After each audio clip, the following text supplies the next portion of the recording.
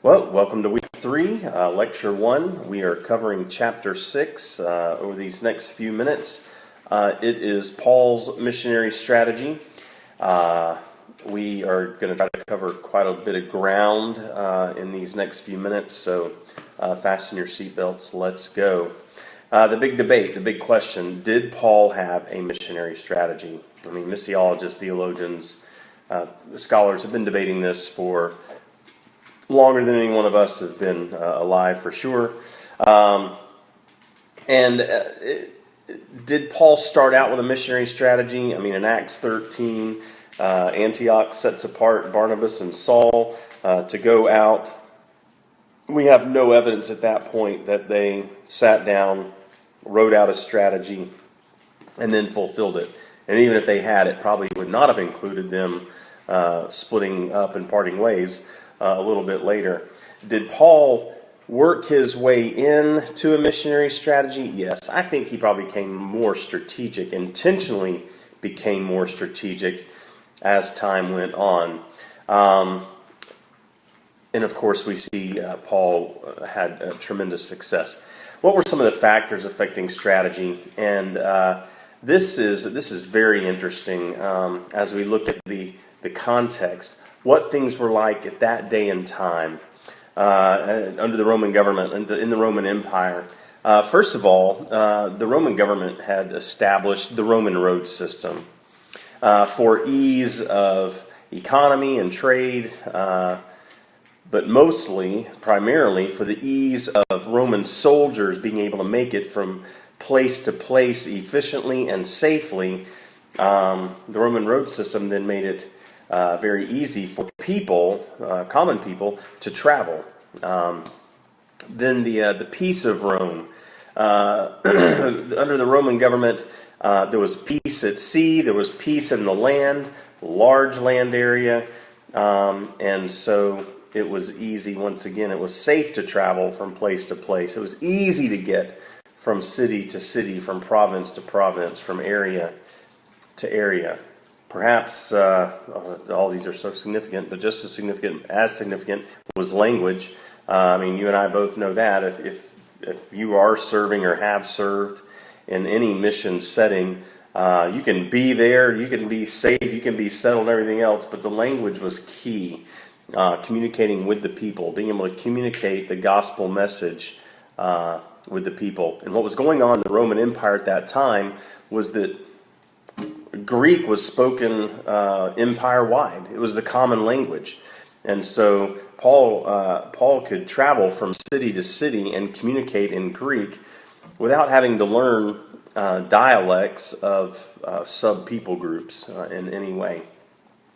Greek philosophy meant that there was a high level of education, and so to come in with religious philosophy, so to speak, it fit that culture, that academic culture, that scholarly culture. And then the Jewish diaspora. By this time, Jews are living. They've moved. They've established themselves in major cities of the Roman Empire. They've established synagogues, which will actually begin to play out very heavily in Paul's strategy. But these factors right here, strategy or not, Paul took advantage of these factors, the way things were at this point in time in the Roman Empire, leveraged them for the benefit of his mission work. And that is strategic. Paul's primary target were the Gentiles. I mean, he self-identified himself as the apostle called to the Gentiles. Paul would travel from city to city. They weren't always the largest cities in the empire, but for sure they were some of the most influential cities of the empire.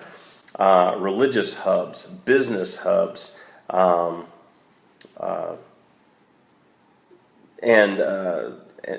where people gathered. They were major crossroads in the empire. People coming from Asia, coming into the Roman Empire, through the Roman Empire. So Paul's primary target people were the Gentiles. But certainly he found himself in cities where the Jews already were, and that became a primary part of his strategy. He would, though his primary target was the Gentiles, he would go into the city. He would go to the synagogues. He would reason with the people in the synagogues, present them the gospel based on their Jewish religion. And then to those who would believe, he would spend time with. To those who didn't believe, or if he came into a place of unbelief, fine. And he would go immediately to the Gentiles after that. We see Paul entering cities and immediately engaging in evangelism. Think of reading through Philippians or reading about the church at Philippi and the different people he won to the Lord very quickly there. But Paul was engaged in evangelism everywhere he went. And then, as Dr. J.D. Payne would say, as he defines the church planting, it's evangelism that leads to churches. And so Paul would evangelize, he would win souls, and then he would gather them into churches and have his teaching ministry. And then, of course, nurturing the churches. We see him nurturing the churches while he's on the ground there. He would spend a few months to a few years in these places where he was planting churches, but nurturing them. A lot of our New Testament is Paul nurturing the churches he had planted in his travels. And then, quite key in Paul's strategy was indigenous or local church leadership. Paul would evangelize, he would start a church, he would teach, but he was raising up elders. He was raising up church leadership from the local context. And then the letters to Titus and Timothy both, he's giving them instructions on identifying elders.